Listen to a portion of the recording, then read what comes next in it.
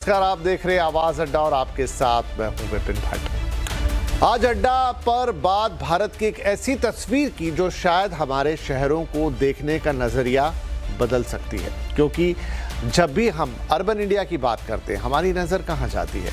दिल्ली, मुंबई, बेंगलुरु, चेन्नई, हैदराबाद और कोलकाता जैसे महानगरों पर।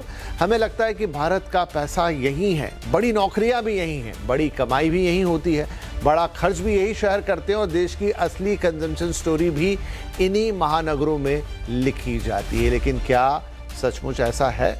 प्राइस और टाटा सन्स की नई report the many urban India's कहती है कि भारत में एक अर्बन इंडिया नहीं बल्कि कई अर्बन इंडियाज हैं। एक भारत महानगरों का है तो एक तेजी से उभरते बूम टाउन्स का है, एक उन ब्रेकआउट सिटीज का है जहां नई इंडस्ट्री, मैन्युफैक्चरिंग और सर्विसेज अपनी जगह बना रही है, और एक उन छोटे फ्रंटियर सिटीज का है जो आज छोटे दिखाई देते जरूर हैं लेकिन कल के बड़े कंज्यूमर मार्केट बन सकते हैं। और इस बदलते भारत की ताकत को एक आंकड़े से समझिए। देश की सिर्फ 19% आबादी भारत के टॉप 100 शहरों में रहती है, लेकिन यही 100 शहर देश की 35% इनकम पैदा करते हैं, देश की 31% कंजम्पशन का हिस्सा है और हाउस होल्ड सरप्लस इनकम यानी बचत की जो क्षमता है उसका करीब 47% इन्हीं शहरों से आ रहा है। अब कंजम्पशन का आंकड़ा भी सुन लीजिए। भारत के टॉप 100 शहर हर साल करीब 844 अरब डॉलर खर्च कर देते हैं। अगर इन 100 शहरों को एक अलग देश मान लिया जाए तो ये दुनिया का 14वां सबसे बड़ा कंजम्पशन मार्केट बन जाएगा। यानी सवाल सिर्फ इतना नहीं है कि भारत के शहर कितने बड़े हो रहे हैं, सवाल यह है कि भारत के शहर कितनी बड़ी इकोनॉमिक पावर बन रहे हैं। और कहानी यही खत्म नहीं होती। रिपोर्ट कहती है कि भारत के शहरों में एक बहुत बड़ा मिडिल क्लास ट्रांसफॉर्मेशन हो रहा है। 10 साल पहले इन 100 शहरों में मिडिल इनकम हाउस होल्ड की हिस्सेदारी सिर्फ 29% थी, आज ये बढ़कर 53% से ज्यादा हो गई है।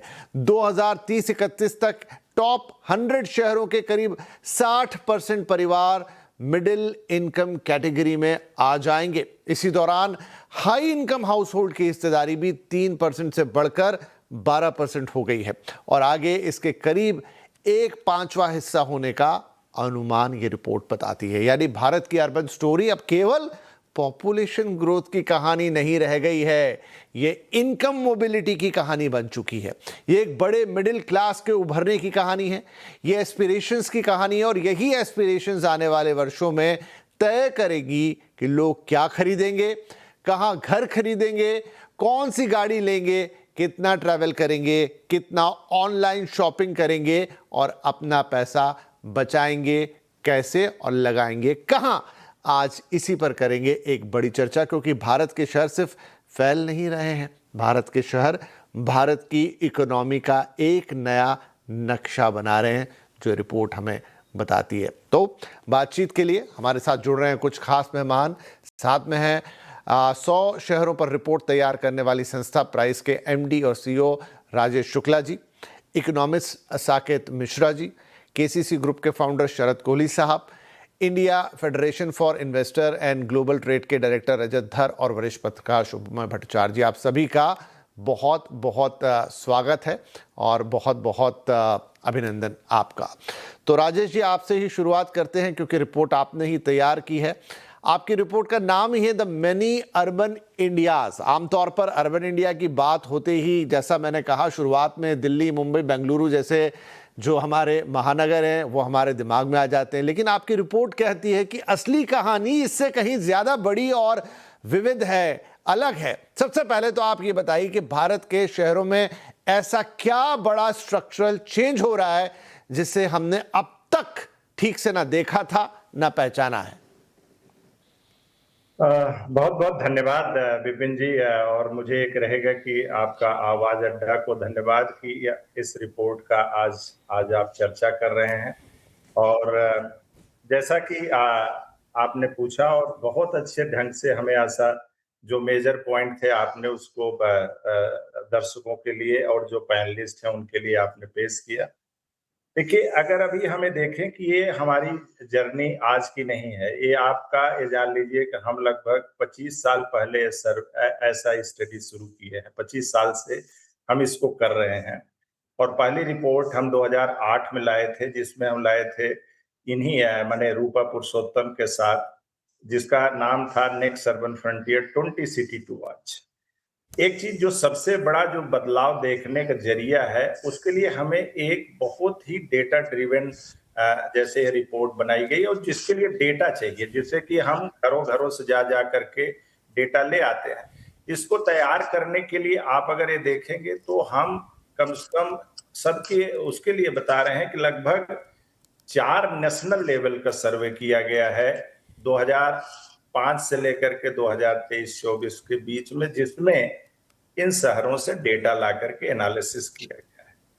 और जो चीज इसमें ऑब्जर्व किया गया, सबसे बड़ा क्या चीज है कि आपका जिस तरह से कनेक्टिविटी बढ़ रही है, जिस तरह से इंफ्रास्ट्रक्चर बढ़ रहा है, जिस तरीके से छोटे छोटे शहर बड़े बड़े शहरों से जुड़ रहे हैं, जिस तरह से कॉरिडोर बन रहे हैं, जैसे इसमें हमने 4 कॉरिडोर का जिक्र किया नॉर्थ साउथ ईस्ट वेस्ट से, तो आपका जैसे जैसे कनेक्टिविटी बढ़ रही है इवन शहरों की, और ज्यादा हम कहें कि शहरों से ज्यादा उसके अंदर रहने वाले लोगों की, घरों की इकोनॉमिक एक्टिविटी बढ़ रही है, उस हिसाब से आपको बता रहे हैं कि जो छोटे शहर हैं वो भी वहां पे ग्रोथ बहुत ज्यादा हो रही है, बहुत ज्यादा हो रही है। और इसके लिए एग्जाम्पल अगर हम आपको एक छोटे उसमें देखें, जैसे आपने बताया, जैसे सबसे बड़ा ग्रोथ जो हो रहा है मिडिल क्लास की, जो, और ये मिडिल क्लास हमारा जो है सबसे बड़ा बैकबोन कंट्री के लिए है। और इन शहरों में, छोटे शहरों में ग्रोथ आज अगर हमें देखें तो मेट्रो से ज्यादा तेजी से आपकी ग्रोथ हो रही है इन छोटे छोटे शहरों में, जो कि आप बताए सेकेंड टायर या 3 टायर, जिसको हम इसमें बूम टाउन जैसे आपने कहा नेक्स्ट फ्रंटियर। तो एक ये है। और दूसरा जो है पर्टिकुलरली जो फाइनेंशियल इंक्लूजन और कनेक्टिविटी और गवर्नमेंट की जो बहुत सारी स्कीम और पब्लिक प्राइवेट पार्टनरशिप हुई है in terms of travel, in terms of connectivity, in terms of knowledge and information, ये बहुत अधिक लेवल पे जाकर के लोगों का एक किस्म से सोच और अपने आप को समझ करके अपने रिसोर्सेज के यूज करते हुए मल्टीपल एक्टिविटी में पार्टिसिपेट करते हुए यहाँ के लोग आगे बढ़ रहे हैं।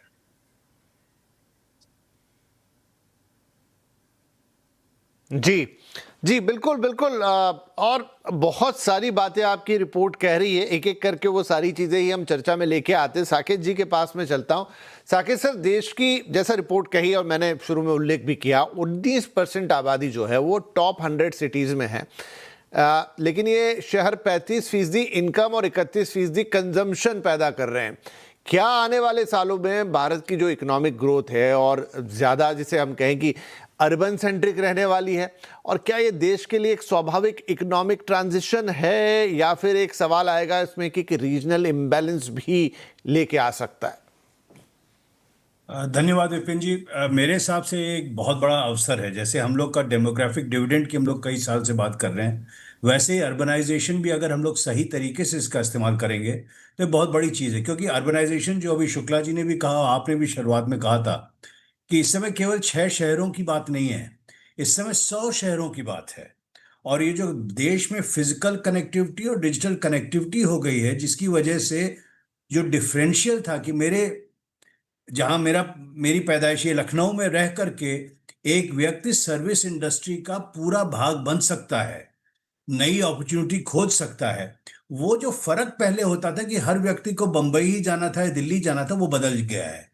तो प्रोडक्टिविटी बढ़ सकती है, जो सर्विसेज सेक्टर है, जो सर्विसेज देनी है सिटीजन्स को, उसमें स्केल आ जाता है। अगर शहर एक साथ ही जुड़े रहते हैं लोग, तो सिमिलरली स्किल डेवलपमेंट की आसानी हो जाती है। तो जो इस समय अर्बनाइजेशन एज, आप समझिए, एक इंजन बन सकता है पूरी ग्रोथ का। हम लोग ने पिछले 20-30 साल में आपने देखा होगा फिजिकल कनेक्टिविटी बढ़ाई है देश की, पोर्ट में बढ़ाया है, रोड्स बढ़ी हैं, अब इनलैंड वाटरवेज बढ़ रहे हैं। अगर हम लोग अर्बन इंफ्रास्ट्रक्चर में, अर्बन सर्विसेज में और अर्बन गवर्नेंस में अगर निवेश करते हैं तो मेरे हिसाब से अगले 20 साल तक इससे हमारे देश को बहुत ग्रोथ का फायदा मिलेगा। राइट, बिल्कुल।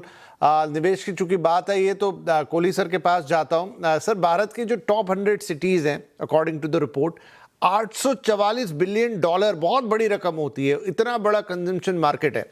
लेकिन रिपोर्ट की दिलचस्प बात यह भी है कि बड़ी परचेजिंग पावर अब केवल ये बड़े शहरों तक सीमित नहीं है। बिजनेस की नज़र से अगर हम इसे थोड़ा देखना चाहें तो क्या कॉरपोरेट इंडिया भी अब ये टियर 2, टियर 3 सिटीज़ की तरफ देख रहा है, उनकी वास्तविक जो पावर है, परचेजिंग पावर, उसको पहचान रहा है और अगला बड़ा मूव वहीं होता हुआ देखेंगे हम? नमस्कार विपिन, आपको, मेरे सह पैनलिस्ट को और आवाज के सभी दर्शकों को मेरा अभिवादन। मैं इसके कुछ और पहलू आपको बताना चाहूंगा। आपने जो कही कंजम्पशन स्टोरी, तो देखिए भारत की जो अर्थव्यवस्था है करीब 60% के आसपास कंजम्पशन से बनती है, हम सब इस बात को जानते हैं। वही कंजम्पशन स्टोरी आपको इन शहरों में भी देखने को मिल रही है। और मैं, अगर आप शहरों की बात करें तो जो मेरे लिए जो मुख्य शहर निकल के आए जब मैंने इस रिपोर्ट को खंगाला और मैंने उसके अलावा देखा, इसमें इंदौर है, जयपुर है, लखनऊ है, कोयम्बटूर, सूरत, विशाखापट्टनम, भुवनेश्वर, नागपुर, चंडीगढ़, ये शहर मुख्यतः निकल के आए। इसके अलावा कुछ पंजाब के शहर ले लीजिए, लुधियाना वगैरह। मुझे पिछले कुछ सालों में ये भी देखने को मिला विपिन कि बड़े शहरों से, यानी टियर 1 सिटी से, दिल्ली, मुंबई, मंगलुरु, हैदराबाद, चेन्नई, कोलकाता, इन शहरों से लोग इनकी तरफ माइग्रेट करते हुए भी देखे। एक तो ये आपने ग्रोथ देखी है, ये जो ग्रोथ की हम बात कर रहे हैं, क्योंकि जो क्वालिटी ऑफ लाइफ है विपिन, वो क्वालिटी ऑफ लाइफ बड़े शहरों में, मैं दिल्ली रहता हूं, आप मुंबई बैठे हैं, तो इसलिए मेरे ऊपर आलोचना का इंजाम तो लग नहीं सकता, क्योंकि आप भी वहीं बैठे हैं, मैं भी दोनों बड़े शहर में बैठे हैं। मुझे लगता है क्वालिटी ऑफ लाइफ डिटेरियोरेट हुई है, क्वालिटी ऑफ लाइफ इन बड़े शहरों में पुअर हुई है। उसकी वजह से एक टियर 2, टियर 3 माइग्रेशन मुझे देखने को मिल रहा है। मैं ऐसे दर्जनों लोगों को जानता हूं विपिन, जो दिल्ली से देहरादून, मुंबई से सूरत और चेन्नई से विशाखापट्टनम शिफ्ट हुए हैं, सिर्फ इसलिए क्योंकि उनको इन शहरों में पोल्यूशन ज्यादा लगता है, कॉस्ट ऑफ लिविंग बढ़ गई है। दूसरा, इन शहरों के ऊपर जिस तरीके से ट्रैफिक कंजेशन है, ओवरऑल स्ट्रेस और प्रेशर है, तो एक ये भी कारण रहेगा कि इन शहरों से बहुत सारे लोग निकलना चाहते हैं। मैं तो लोगों से बात करता हूं, वो कहते हैं हम निकल के किसी छोटे शहर में रहना चाहते हैं जहां क्वालिटी ऑफ लाइफ अच्छी हो। दूसरा, ये छोटे शहरों की, टियर 2, टियर 3 सिटीज की हम बात करें तो मुझे लग रहा है कि सोशल मीडिया का बहुत बड़ा इन्फ्लुएंस रहा है विपिन। जो सुविधाएं आपको दिल्ली, मुंबई और चेन्नई और हैदराबाद में मिलती हैं, आज उन सुविधाओं की जानकारी, उनकी इंफॉर्मेशन इन टियर 2, टियर 3 सिटीज में है। आपको, मैं अभी देहरादून होकर आया विपिन, आपको बताता हूं, वहां पर मुझे ऐसे ऐसे कैफेज दिखे जो कि जेन जी के लिए बहुत बड़ा अट्रैक्शन है। ऐसे ऐसे कैफेज दिखे जो आपको दिल्ली, मुंबई में भी नहीं दिखाई देंगे। तो मुझे लगता है वो सोशल मीडिया से जानकारी लेके इन शहरों में भी वो निवेश आ रहा है, तो इसलिए ये कंजम्पशन स्टोरी रफ्तार पकड़ रही है। और क्वालिटी ऑफ लाइफ जैसे जैसे टियर 1 सिटीज में खराब होगी, उसी, मैं आलोचना नहीं कर रहा, जो एक स्वाभाविक प्रोग्रेशन हो रहा है वो सभी को दिखाई दे रहा है, वैसे वैसे आपको टियर 2, टियर 3 सिटीज की तरफ दिखाई देगा। दूसरा, आज अगर मुझे अपना बिजनेस शुरू करना है, मुझे कहीं नौकरी लेनी है, तो मेरी जो कॉस्ट ऑफ लिविंग है वो इन शहरों में कम है, किराया कम है, मकान खरीदने की कीमत कम है, मेरे लिए ट्रैफिक कम है, वायु प्रदूषण कम है। इन सब चीजों ने बहुत बड़ा कंट्रीब्यूशन विपिन रखा है पिछले कुछ सालों में, हमें जो ये ट्रांसफॉर्मेशन देखने को मिल रहा है। और आप ये भी मानेंगे कि लोग कम तनख्वाह पर और कम आय पर भी, हालांकि वर्क फ्रॉम होम और ये जो वर्चुअल सारा सिस्टम हुआ है कोविड के बाद से खासकर, इसने इसको रफ्तार दी है, क्योंकि अब आपकी इनकम कहां रह रहे हैं इससे मैटर नहीं करता है। पर अगर इनकम मैटर करती भी है, ये मैं बड़ी बात बोल रहा हूं, तो लोगों ने उसको भी स्वीकार किया। एक व्यक्ति अगर 2 लाख रुपए तनख्वाह ले रहा था, वो टियर 2 सिटी में जाके, टियर 3 सिटी में जाके 1.5 लाख पे भी तैयार है, क्योंकि उसकी कॉस्ट ऑफ लिविंग कम है, उसको जो महीने का बचता था वो उतना ही बचता है। तो मुझे लग रहा है इस ग्रोथ के लिए, इस ट्रांसफॉर्मेशन के लिए टियर 1 सिटी का क्वालिटी ऑफ लाइफ का डिटीरियोरेट होना भी बहुत बड़ा योगदान दे रहा है इन छोटे शहरों को बढ़ावा देने में। आज बड़ी कंपनीज के कॉल सेंटर्स, बीपीओस और केपीओस आपको चंडीगढ़, जयपुर, वडोदरा, विशाखापट्टनम, देहरादून यहां पर खुलते हुए दिखाई दे रहे हैं, क्योंकि उनको पता है कि यहां पर ऑफिस भी सस्ता है और टैलेंट जो माना जाता था कि आज तक खाली टियर 1 सिटी में जो टैलेंट मिलता है, ये भी हैरानी होगी जान के कि टियर 2, टियर 3 सिटीज में उतना ही अच्छा टैलेंट उससे कम कॉस्ट पर आपको मिलता है। तो ये सारी बातें कंट्रीब्यूट करें, तो इसको हम खाली एक इकोनॉमिक पॉइंट ऑफ व्यू से ना देख के हम एक सोशल पॉइंट ऑफ व्यू से भी इसको देखना चाहिए विपिन।